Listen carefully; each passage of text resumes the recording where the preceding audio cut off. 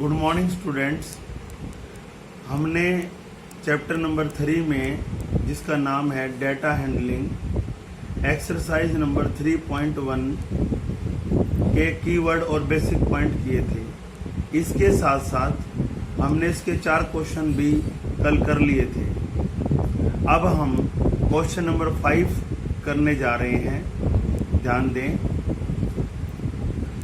The following table shows the points of each player scored in 4 games। ये player हैं A, B, C। ये game दे रखे हैं 1, game 2, game 3, game 4।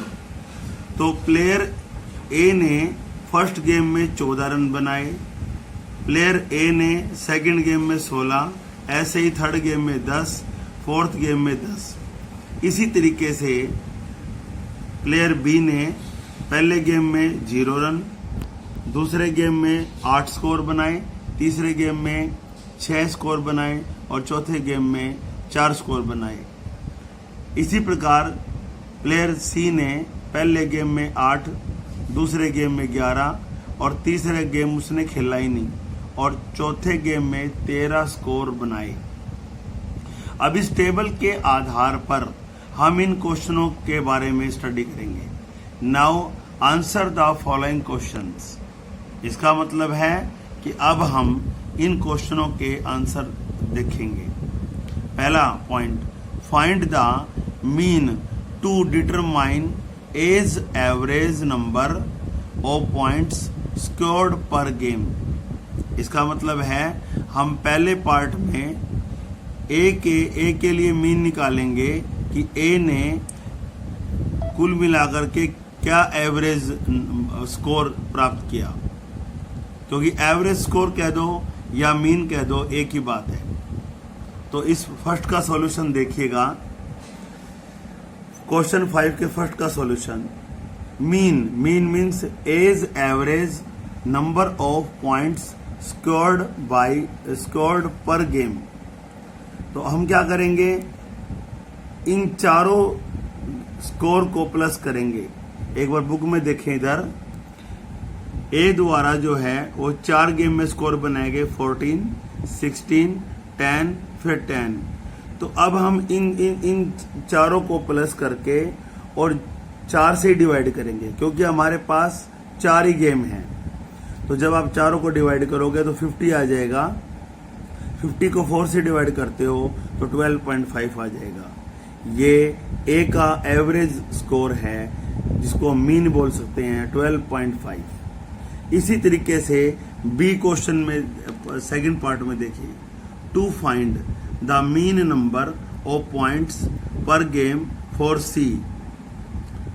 इसका मतलब है कि अब हमें सी जो प्लेयर है उसके बारे में बताना है कि उसका एवरेज मीन क्या होगा। Would you divide the total points by 3 और 5 4 वाई। ये यूं कहता है कि जब आप इसका मीन निकालोगे प्लेयर सी का, तो उस समय आप 3 से डिवाइड करोगे या 4 से डिवाइड करोगे, ये हमें बताना है और इसका कारण भी बताना है हमें। तो हम क्या करेंगे प्रिय विद्यार्थियों, यहां हम ये लिखा है सीज एवरेज पॉइंट पर गेम के अंदर हम इन तीनों को ऐड करेंगे, 8 को, 11 को और 13 को, और डिवाइड भी 3 से ही करेंगे हम, क्योंकि जो तीसरा गेम है वो सी प्लेयर ने खेला ही नहीं। तो जब खेला ही नहीं है तो उसको हम इंक्लूड भी नहीं करते, इसलिए हम 3 से डिवाइड करेंगे, 4 से डिवाइड नहीं करेंगे। हम जैसे हम इन तीनों को जोड़ करके स्कोर को 3 से डिवाइड करते हैं तो हमारा आ जाता है 32/3, यानी कि 10.67 अप्रोक्स है। अब ये क्यों करेंगे हम 3 से divide, because he did not play the third game. उसने थर्ड गेम को खेला ही नहीं। Because he did not play the third game, उसने थर्ड गेम को तो खेला ही नहीं। अब आता है हमारा third point, B played in all 4 games.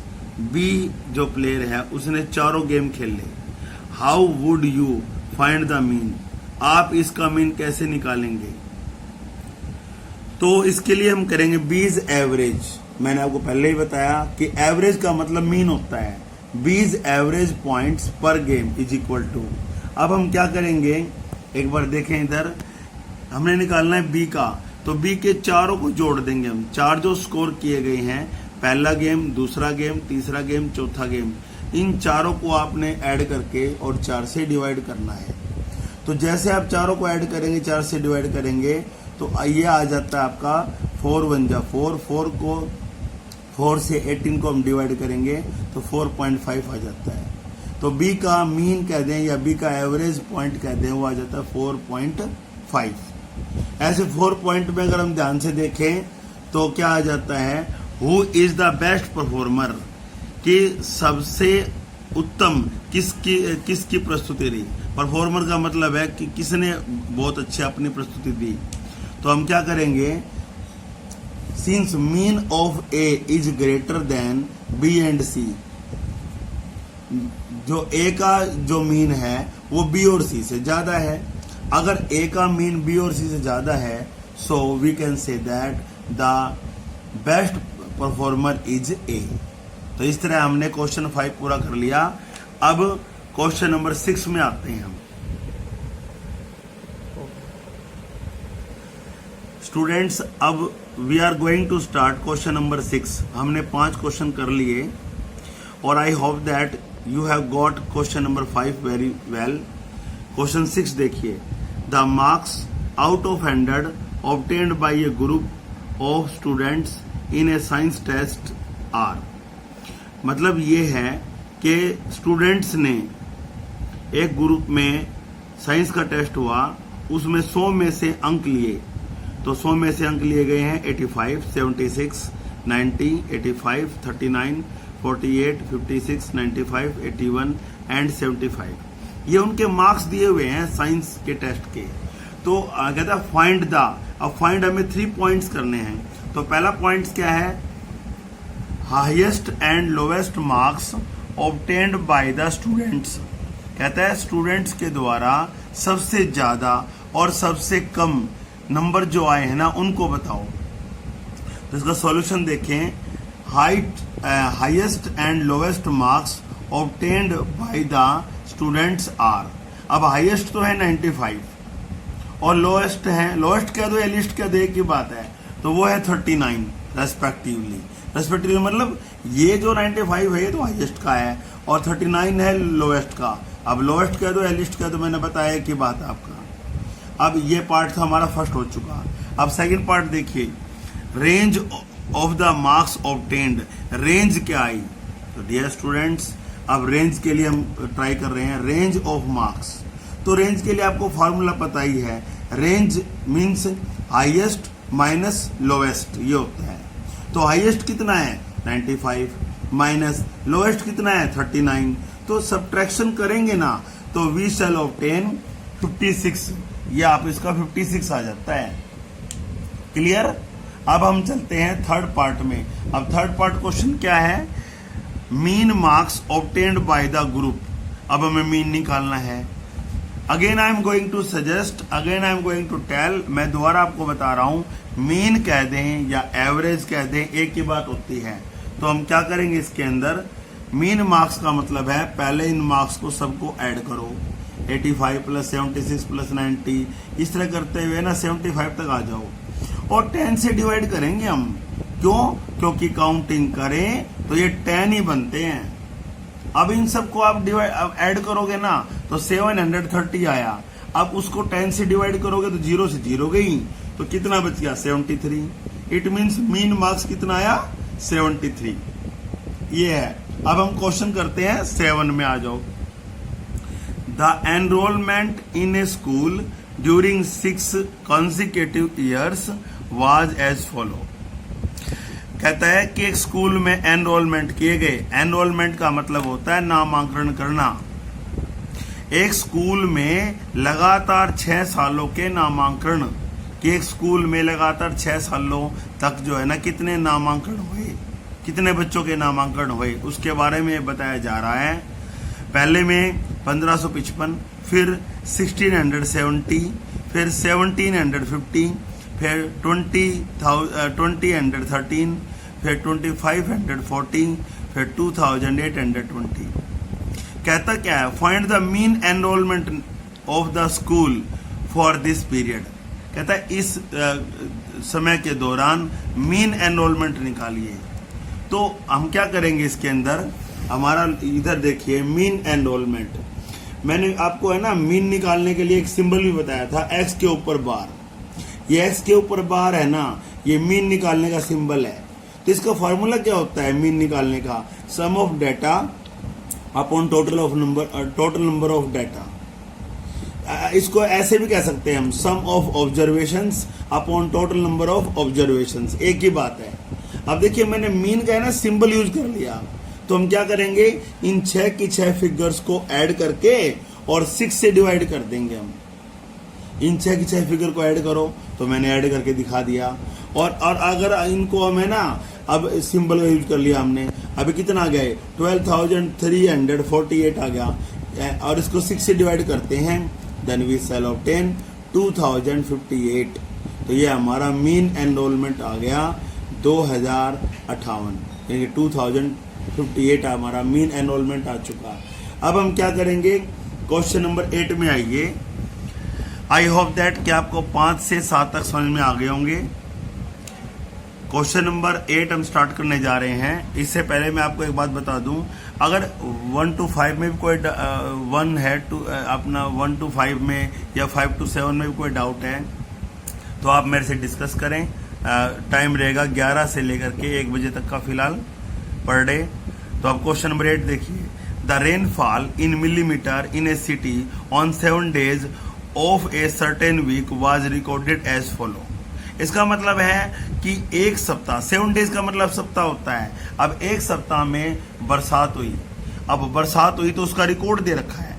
देखो टेबल समझना बहुत जरूरी है। अब इसमें डे है, डे में आप देख रहे हैं Monday, Tuesday, Wednesday, Thursday, Friday, Saturday, Sunday, ये शॉर्ट फॉर्म में लिख रखा है इनको डेज को।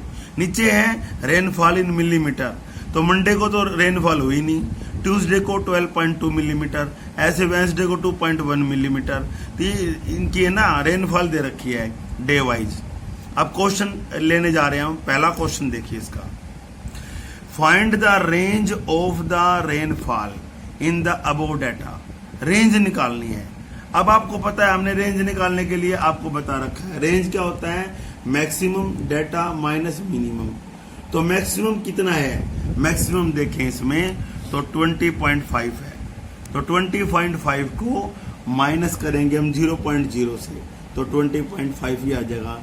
ये हमारा आ गया मिलीमीटर, इसको बोल देंगे मिलीमीटर। अब सेकंड पार्ट देखिए इसका, find the mean rainfall for the week. Mean निकालना है। अब मीन कैसे निकालेंगे, mean rainfall during the week. आप है ना इन सब को ऐड करोगे, एक बार इधर देखें बुक में, आप इन सब को ऐड कर दो। ये 7 days हैं, इन सब को ऐड कर दो और 7 से डिवाइड कर दो। अगर इन सब को ऐड कर दें, 7 से डिवाइड कर दे तो क्या आएगा, ये अगर पहले ऐड करो 41.3 और 7 से डिवाइड करोगे तो वैल्यू आ जाएगी 5.9। ये 5.9 क्या है, ये मिलीमीटर है, रेनफॉल है। तो ये आ गया पॉइंट नंबर इसका 3rd। On how many days was the rainfall less than the mean rainfall. Stop करो, मैं आपको ये बता रहा था, 3rd पार्ट है, on how many days was the rainfall less than the mean rainfall. इसका मतलब क्या है कि कितने दिनों जो रेनफॉल हुई है ये मीन रेनफॉल से कम है। देखो इसने कहा है कि less than the mean rainfall, तो हमने देखा कि मीन तो आ गया 5.9 मिलीमीटर, तो इससे कम कितना है, तो एक बार टेबल में देखें। देखो 5.9 से कम ये भी है 1, ये भी है 2, ये भी है 3, ये भी है 4 और ये भी है 5। तो 5 दिन ऐसे हो गए, 5 days the rainfall was less than the mean rainfall. इस तरह से बड़ी आसानी से हमारे 8 क्वेश्चन हो चुके हैं। अब 9th क्वेश्चन हमारा चल रहा है, देखिए। The heights of 10 girls were measured in centimetre and the results are as follows. 10 लड़कियों की हाइट दे रखी है सेंटीमीटर में, या आप देख ही रहे हैं इसको बुक में। 135 सेंटीमीटर, 150, 139, 128, 151, 132, 146, 149, 143, 141। ये these are the values of centimetres में है। ये 10 लड़कियों की हाइट है। अब हमें करना क्या है, इन क्वेश्चनों के आंसर हमें जवाब देने हैं। तो पहला क्वेश्चन ध्यान से सुनिएगा, what is the height of the tallest girl. Tallest का मतलब है, डिग्री लगा दी भाई इसने तो, टॉलर टॉलेस्ट। टॉलेस्ट का मतलब सबसे ऊंची लड़की, ऐसी लड़की जिसकी ऊंचाई सबसे ज्यादा हो, उसकी हाइट कितनी है। तो हमें सबसे ज्यादा हाइट है ना वो बतानी है। तो अगर हम इसकी फिगर की तरफ देखें तो सबसे ज्यादा जो हाइट है वो है 151। तो देखें, height of the tallest girl is equal to 151 centimetre. अब क्वेश्चन दूसरा देखें आप, what is the height of the shortest girl. सबसे छोटी लड़की की हाइट बतानी है हमें। तो भाई सबसे छोटी लड़की की जो हाइट है वो आप देखो, height of the shortest girl is 128 centimetre. I hope that you are getting step to step, ठीक है जी। तो अब आता है third part, what is the range of the data. तो रेंज के बारे में मैंने आपको पहले ही बताया है। Range means maximum data minus minimum, यानी कि ग्रेटेस्ट माइनस स्मॉलेस्ट, ये इसका फॉर्मूला होता है। तो रेंज क्या आ जाएगी, 151 माइनस 128 सेंटीमीटर। तो इसका डिफरेंस करेंगे तो 23 सेंटीमीटर आ जाता है। अब इसमें फोर्थ पॉइंट आ गया हमारा, what is the mean height of the girls. Girls की मीन हाइट निकालो। तो मीन हाइट कैसे निकालेंगे, वही है जी मीन हाइट निकालने का। इन सब को आप जोड़ दो, इन सब हाइट को हम जोड़ देंगे और जोड़ करके 10 की 10 हाइट को और 10 से डिवाइड कर देंगे। तो इनको जोड़ते हो ना तो 1414 इनका आ जाता है। ये 10 से डिवाइड करोगे तो वैल्यू आ जाएगी 141.4 सेंटीमीटर। अब आज का लास्ट पार्ट है इसका, क्वेश्चन नंबर 9 का, how many girls have Heights more than the mean height. यानी कि ऐसी कितनी लड़कियां हैं जिनकी हाइट मीन हाइट से ज्यादा है। मोर कहता है, मोर का मतलब ज्यादा है। ऐसी हाउ मेनी गर्ल्स का मतलब ऐसी कितनी लड़कियां हैं जिनकी जो हाइट है, जिनकी जो ऊंचाई है वो मीन हाइट से ज्यादा है। तो भाई वो तो मीन हाइट तो आ गई हमारी 141.4। इससे ज्यादा क्या है, 5 ही लड़कियां हैं। आप देखिए 141 से ज्यादा देखो, एक तो ये आ गई 1 है ना जी, एक ये आ गई 2 और एक ये आ गई 3, एक ये आ गई 4 और एक ये आ गई 5। तो 5 ऐसी लड़कियां हैं जिनकी हाइट ज्यादा है। Thanks and have a nice day. I hope that you have got exercise 3.1। फिर भी अगर आपको लगता है कोई डाउट है तो आप मेरे को कल बताएं, कोई दिक्कत नहीं है। अब इसके बाद हम बाद में नेक्स्ट टाइम में करेंगे एक्सरसाइज 3.2।